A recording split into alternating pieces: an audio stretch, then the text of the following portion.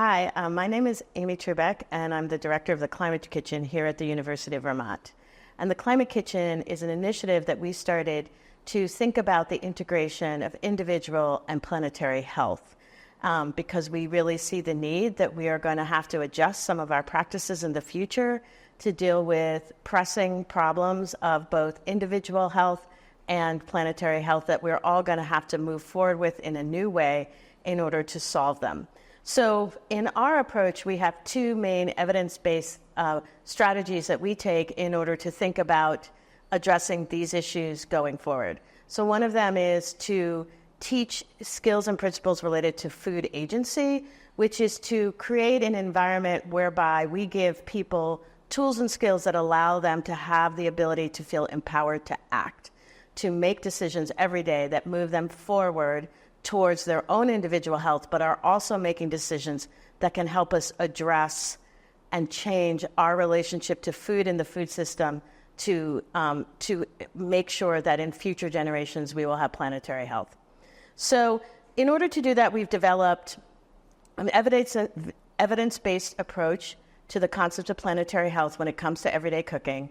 And those are, we have 5 tenets that we use in both our teaching, our development of recipes, the forms of research that we take, and other activities here at the Climate Kitchen. So our evidence-based approach is plant forward, incorporating tastes and preferences, whole product utilization, low waste, and local and regional sourcing. So it's been a very exciting project for those of us involved with the Climate Kitchen, because developing these tenets has made us realize that we can sort of bring people together, bring action together, and bring the research questions that we must answer within the framework of these 5 tenets. And it actually unleashes forms of creativity in relationship to food and everyday practice that we ourselves, who are people, many of us have a lot of experience with cooking, we had never really done before. So it's been an exciting process for us. So what I'm going to do for you today is do a quick demo where I'm going to sort of walk you through how you think about food in relation to these 5 tenets, and give you a couple recipes that we here in the Climate Kitchen are big fans of, and we think are just amazingly tasty, simple, and yet also nourishing and helping us solve our climate change, our problems related to climate change. Okay, so the demo that we decided to do is we thought, what would people who are involved in the Osher initiative really be thinking about in relationship to themselves, but the people that they work with? And so we thought it would probably be great if you could work with either your own practices or other people's practices, and you could develop recipes and approaches to cooking where you were thinking about food that was flavorful, flexible, affordable, and sustainable. So given that kind of brief where we thought, okay, that would be something that we think should be happening for all of you as you watch a demo like this, we were like, what about the humble cabbage? And we thought, why not bring out the cabbage? Why not actually uplift the cabbage? Because cabbage has so many wonderful qualities from all of the sort of tenets of practice that we're thinking about, but also given these questions about accessibility, affordability, flexibility. So cabbage is inexpensive, it stores well, it lasts a long time, and it's also very easily grown in many places. And cabbage is actually an important part of the diet of people around the world. It's not simply something that might be consumed by people from Eastern Europe. If you come from Eastern Europe, you might imagine that it is related to your identity, but it's also used in many other cuisines, including Mexican, South Asian, lots of different, almost all parts of the world use the cabbage because of its flexibility as a plant, but also its ability to sort of be able to be stored and used well time and time again. Okay, so also it is a good source of fiber, vitamin C and vitamin K, and it is can be cooked. It can be used raw, but also used cooked, and that's one of the things we love in the Climate Kitchen is ways in which you can find plants that themselves are in sense inherently versatile, because then you can be versatile around it and you can meet the tenets. Okay, so what we're going to do is I'm going to talk you through 2 cabbage recipes, because one of the struggles that home cooks especially often have is a cabbage is kind of big, and it can seem a little overwhelming once you start working with a cabbage. What am I going to do with all this cabbage? But one of the ways to think about when you're thinking about low waste and whole product utilization is you're thinking, you know what? I'm going to start my week with my whole cabbage, and I'm going to spend my week working through my cabbage. So I will have spent not that much money. I know that this is not a super perishable plant. I know that I can have it in my refrigerator for days, a week, even 2 weeks, and it will be fine. And then I can say, all right, what are all the ways that I can use a cabbage and use up this whole cabbage? And I will be meeting the tenants, and I will also be making meals that are nutritious and affordable and flexible. Okay, so a couple things I'm just going to demo is the first dish that we're going to do is maybe something you've never experienced before, but is a braised cabbage. So this is when you're actually cooking cabbage under a low and slow heat using some fat, and you're primarily adding a little bit of flavor through onion, through one single spice, which is cumin, and through the addition of stock and butter. So it's a very simple dish. It has very few ingredients, super easy to prepare. And so we're going to do that, and then we're also going to show you how you can then take another part of the cabbage and make a raw dish, which is a cabbage slaw. And that it doesn't really use as much cooking technique because there's no heat transfer, but it uses a lot of added flavor. So the first thing I'm going to do is I'm going to show you the dish, and this dish uses cabbage that has been thinly sliced. It uses some onion, and it used just these other ingredients that I mentioned. And so the first thing you're going to do when you want to work with a cabbage is you want to sort of peel off any extra edges or any parts of the cabbage that might be looking like they're getting a little bit old. Again, cabbage is not delicate. So you can work with it even if it's starting to look a little bit scruffy on the outside, especially if you're going to cook it. So then what you want to do is when we work with thinking about not using the knife and using knife skills in relationship to making dishes and breaking down dishes, is we are in the way we teach with food agency is we're always saying you want to have maximum control over what you're working with. It just makes the process easier. So you cut the cabbage in half, and because you want a flat side down on your cutting board, because that just gives you more control. This is a much harder way to work with the cabbage. So we also always want to make it smaller so it's easier to cut. So this recipe asks you to cut the cabbage into thin ribbons. And so for me, this core part is not that edible, and you don't really want to eat it. This is the one part of the cabbage that I won't use. I'll use all aspects of the cabbage in these 2 dishes, except for this small core part. Because I want to hold the cabbage leaves together, I'm not going to cut the core out yet. I'm going to go like this and put it on the ground, the flat side down. I'm going to put my fingers back, and I'm going to very thinly slice. So I'm very thinly slicing the cabbage into these thin strips. When you use an onion, there's a couple technical aspects of cutting onions that are really, really helpful in speed and consistency of cutting onions. And that is to cut an onion in half, you keep the root end on, and then you put the flat side down, and then you actually do horizontal cuts across, and then you move the onion and you do vertical cuts down, always keeping the root end on. And then you turn it again, and then you're able to go across like this, and you have wonderful uniform cuts of onion. So that is, it might seem a little bit intimidating, but once you learn the technical aspects of it, and I'm sure there are YouTube videos that give you even more detail as to how to cut an onion this way, you will find it will really help your everyday practice. So now that we have chopped our onion and sliced our cabbage, we're going to go on and actually make the dish. So we're now going to make the braised cabbage. And as I said to you earlier, it's a very simple dish. There's just a few couple technical things you want to think about when you're making it. So the first thing is you are basically sautéing the cabbage and onions in the butter first. And so sauté is when you're using a slightly higher heat and you're trying to get some direct conduction from the pan to the vegetables, so that there's a quick cooking and sort of breaking down, and you can also get a little bit of browning or caramelization. So it's really nice to have your pan actually already heated up a little bit. And one thing I did want to say is that we're using an electric induction burner, and one of the big forward-facing ideas about thinking about planetary health when it's related to cooking of all types, individual, institutional, and others, is should we start using induction-style ovens that rely on electricity and not on gas?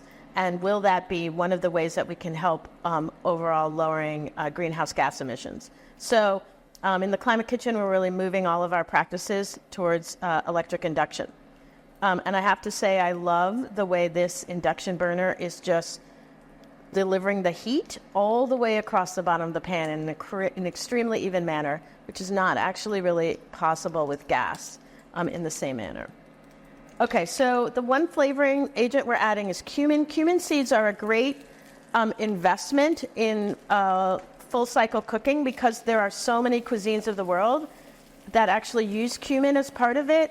And if you are kind of interested in various flavors, cumin is important in South Asian, in South American, Northern European cooking. So you can buy a jar of whole cumin seeds, and you can be using them for so many different types of preparations. So we're going to allow the cumin, the aromatic oils and the whole cumin seeds to be released through the heat and the fat. And so that's going into the butter a little bit. And then we're going to add the onions, which we want to let them cook for long enough so that they get translucent. But in this moment, I'm going to show you the full process without necessarily taking all the time that it would take. You would usually take about 4 or 5 minutes to cook these onions to get them to translucency. And it's pretty, it's a pretty apparent process. You'll see the onions themselves go from being white to being almost a slightly yellow color. All right, so then once your onions have turned translucent, you're going to add your cabbage. And you're going to saute the cabbage first. So in terms of technical aspects, as I said earlier, this recipe doesn't actually have a lot of ingredients. But it has a couple of techniques of heat transfer that are part of it that if you learn how to use, it can be so great with a lot of different cruciferous vegetables, not just cabbage. So you basically are sauteing at a higher heat. I'm just going to turn it up a little bit. And that allows for the fat to sort of transfer some of the heat and create a little bit of caramelization and softening.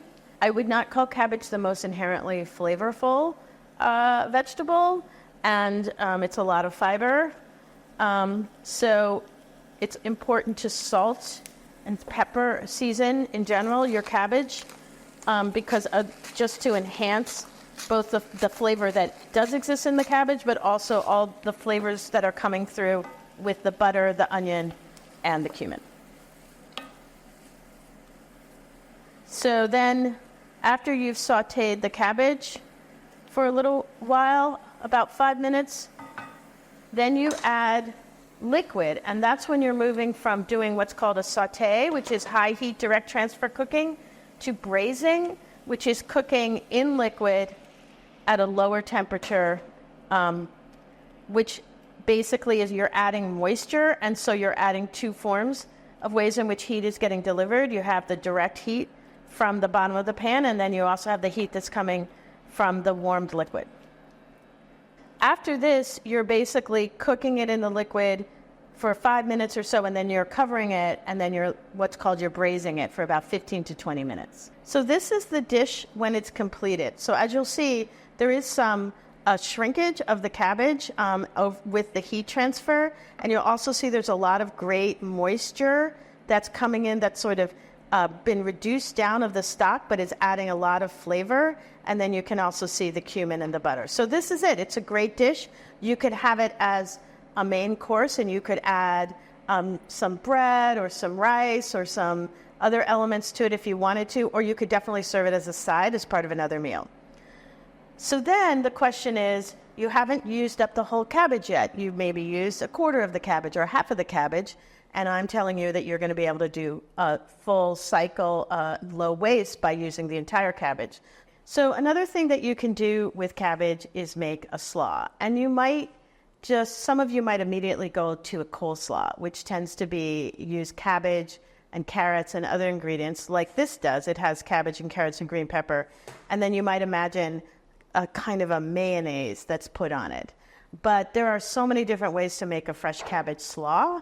And so one of the ways that you can start to think about expanding your repertoire of working with cabbage is you can say, okay, I can braise it and add flavor through technical means, but I can also add flavor through different condiments that are sort of brighter and also less necessarily based in fat, but based in adding flavor, aroma, and other aspects and umami to what it is that you're making. So in this dish, we're basically we're making a very condiment-rich vinaigrette, and then we're putting it onto the slaw. And that's the dish. And then you let it sit, and it has a lot of flavor, and it keeps its flavor. And the nice thing about cabbage with liquid on it when it's raw is it will start to break down the cabbage a little and make it softer. And that can really make, over time, your cabbage can be really great and bright and crisp the first time you eat it, but 2 days later you can eat it and still have a lot of flavor and kind of gotten a little bit softer, and you can work with it in different ways.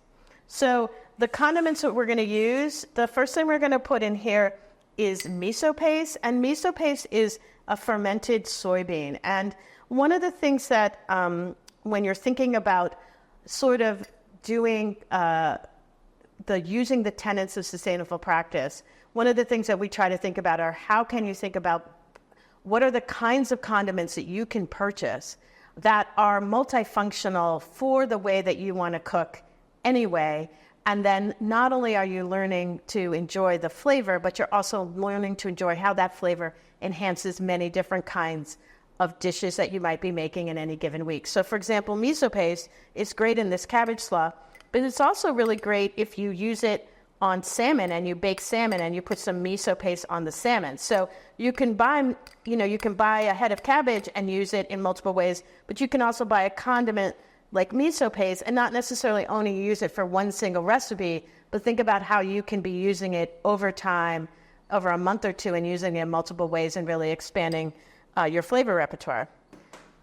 There's also sesame oil, which is another great, it's a really lovely, flavorful fat. It is not really great to cook with, but it's real because it has a low smoke point, but it's really great to work with for adding flavor to dishes. And then we have fresh chopped ginger, which is extremely versatile and used in many cuisines, as well as chopped garlic, maple syrup. Now we have the set of basically flavor components that we're adding to the slaw. We have the ginger, the garlic, the miso, and we are going to now add the classic elements of a vinaigrette, which is vinegar, and we're going to use rice wine vinegar. And rice wine vinegar, if you've never used it before, is wonderful because it is a little bit less acidic, milder than, let's say, a red or white wine vinegar, and it does have its own lovely additional flavor. And then you add the oil. And generally speaking, when you're making a vinaigrette, you add the oil slowly and you whisk it in. So you're incorporating some air, so you get a little bit of emulsification or thickening of the dressing or vinaigrette. Okay. So that's it. So you take this vinaigrette and you pour it over the vegetables, the raw sliced vegetables. And then you add some chopped scallion and cilantro, and then you toss it all together.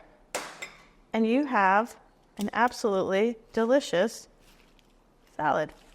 So I hope that you enjoyed learning about the incredible, versatile, flexible cabbage and all the exciting dishes that you can make as you think about having a flavorful, accessible, and sustainable set of practices going forward.